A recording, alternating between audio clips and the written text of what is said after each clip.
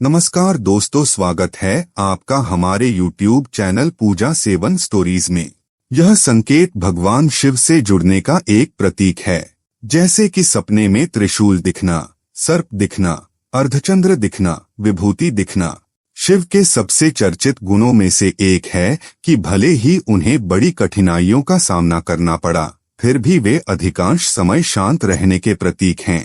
पहला संकेत यह है कि भगवान शिव की मूर्ति या तस्वीर को देखकर अकस्मात भावुक हो जाना। जी हाँ, मेरी बात ध्यान से सुनना। अगर आपके साथ ऐसा हो रहा है तो अपने मन से यह सवाल करो कि मेरे साथ ऐसा क्यों हो रहा है कि जब मैं भगवान शिव को देखता हूँ या देखती हूँ तो उनको देखकर एक गहरा एहसास होता है कि वो हमेशा मेरे साथ हैं, और मन भावुक सा हो जाता है और मन को एक असीम शांति मिलती है कि शिव ही मेरी सब कुछ है। शुभ है तो मैं हूँ, अगर शिव नहीं तो मैं कुछ भी नहीं। अगर आपका मन भगवान शिव को देखकर या याद करके एकदम से भावुक हो जाता है तो समझ लीजिए कि आप शिव से पूरी तरह जुड़ चुके हैं और आपके जीवन की डोर स्वयं भोलेनाथ के हाथों में है।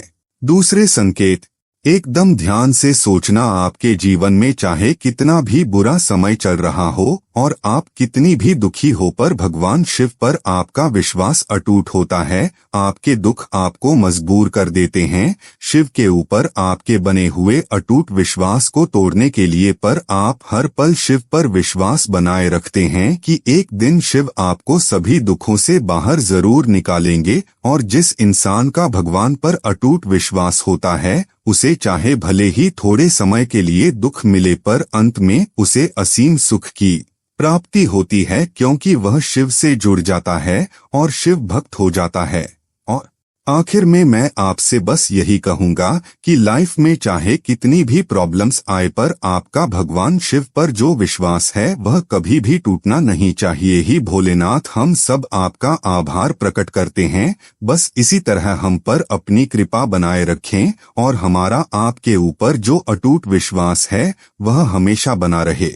है देवी, मैं आपको एक कथा सुनाता हूँ जिससे तुम्हें उन संकेतों के बारे में समझने में आसानी होगी। माता पार्वती कहती हैं कि ठीक है, मैं ध्यान से सुनती हूँ। शिवजी बोलते हैं कि उसके बाद आपको मैं उन संकेतों के बारे में भी बताऊंगा। तो चलिए कथा को शुरू करते हैं। एक नगर में भगवान शिव का एक भव्य मंदिर था, जहां हर वर्ष दूर दूर से भक्तजन शिवजी के दर्शन के लिए आते रहते थे। श्रावण का महीना था, दूर दूर से कावड़िए कावड़ लेकर भगवान शिव को जलाभिषेक करने आए हुए थे। मंदिर का परिसर भक्तों की भीड़ से भरा हुआ था। तभी अचानक आकाश में बिजलियां हुई और सोने का एक थाल उतरा। उसी के साथ एक भविष्यवाणी हुई कि जो कोई भगवान शंकर का सच्चा भक्त और प्रेमी होगा, उसी को यह थाल मिलेगा। मंदिर के परिसर में उपस्थित सभी लोगों ने यह भविष्यवाणी सुनी। धीरे धीरे सभी इकट्ठे हो गए। जो लोग मंदिर की व्यवस्था देखते थे,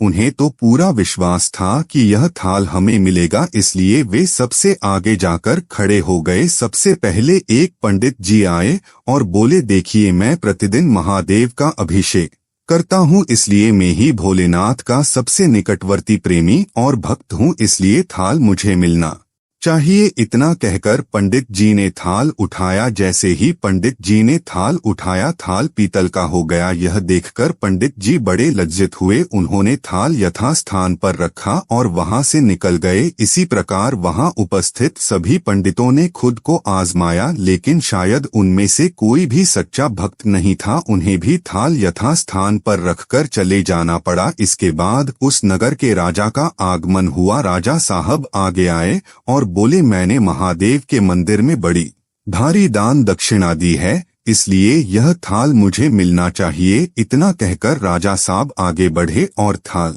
उठाया। जैसे ही राजा ने थाल उठाया, थाल तांबे का हो गया। यह देखकर महाराज भी लज्जित हुए और थाल यथास्थान रखकर एक तरफ खड़े हो गए। महात्मा और भक्त पधारे। इसके बाद इसी तरह एक से बढ़कर एक दानी महात्मा और भक्त पधारे और थाल उठाया, लेकिन किसी के हाथ में कुछ और किसी के हाथ में कुछ हो गया, लेकिन सोने का नहीं रहा। तब लोगों को पता चला कि हम में से कोई भी महादेव का सच्चा भक्त नहीं है। उसी समय एक किसान का आगमन हुआ। वो बेचारा महीनों बाद आज चातुर्मास के सोमवार के शुभ अवसर पर शिवजी के दर्शन करने आया था। गरीबी और गृहस्थी के बोझ तले दबा दिन रात खेतों में मेहनत मजदूरी करके अपना और अपने परिवार का गुजारा करता था। अभी रास्ते में आ ही रहा था कि कोई भिखारी मिल गया और कुछ खाने को मांगने लगा। इस किसान को दया आ गई। अपने खाने के लिए जो खाना लाया था वह उसने उस भिखारी को दे दिया। थाल के बारे में इसने भी सुना था, लेकिन इसने उस पर कोई ध्यान ही नहीं दिया। सीधा मंदिर में गया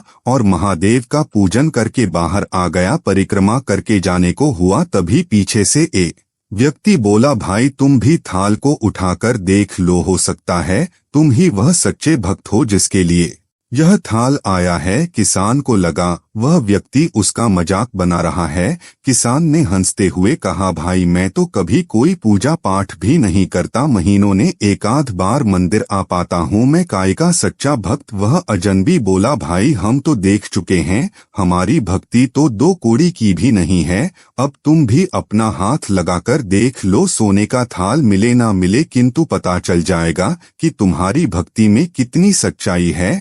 लोगों के बहुत आग्रह करने पर आखिर उस भोले भाले किसान ने जाकर थाल उठा ही लिया। जैसे ही उसने थाल उठाया, लोगों के आश्चर्य का ठिकाना नहीं रहा। सोने का थाल रोशनी से चमचमा लगा। यह देख सब लोगों में खुशियों की लहर दौड़ गई। सभी लोग उसके जयकारे लगाने लगे और पूछने लगे कि भाई तुम ही सच्चे भक्त हो, अब हमें भी बता दो कि कैसी भक्ति करते हो जिससे महादेव तुमसे इतने प्रसन्न है। तो किसान बोला, भाई मैं कोई भक्ति नहीं करता, मैं केवल दिन भर खेतों में काम करता हूँ और थोड़ा समय निकालकर जरूरतमंद लोगों की मदद करता हूँ, इसके अलावा मैं कोई विशेष कार्य नहीं करता। लोग पूछने लगे, तुम लोगों की मदद क्यों करते हो? हंसते हुए किसान बोला, सुकून, दूसरों के चेहरे पर मुस्कान देखकर मुझे जो आनंद और खुशी होती है उसे मैं शब्दों में बयां नहीं कर सकता। शायद यही कारण है कि महादेव मुझसे खुश है। इसलिए हमेशा याद रखें, सत्कर्म का आरंभ भी आनंद से होता है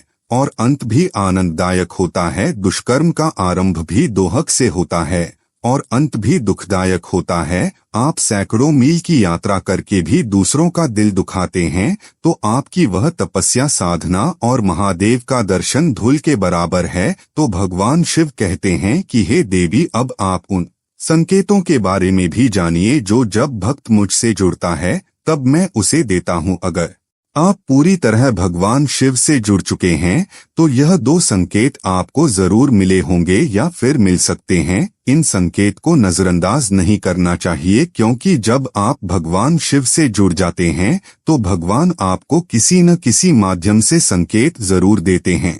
उम्मीद करते हैं कि आपको इस वीडियो से कुछ नया जरूर सीखने को मिला होगा। आपको वीडियो कैसी लगी हमें कमेंट बॉक्स में जरूर बताएं। अगर वीडियो के दौरान मुझसे कोई गलती हो गई हो तो मैं माफी चाहता हूं। यहाँ यह बताना जरूरी है कि हम किसी भी तरह की मान्यता, जानकारी की पुष्टि नहीं करते हैं। किसी भी जानकारी या मान्यता को अमल में लाने से पहले संबंधित विशेषज्ञ से सलाह लें। दोस्तों, अगर आपको ये वीडियो अच्छा लगा तो कृपया करके वीडियो को लाइक और कमेंट बॉक्स में हर हर महादेव जरूर लिखें और वीडियो को शेयर जरूर करें और चैनल को सब्सक्राइब करें। धन्यवाद। ओम नमः शिवाय।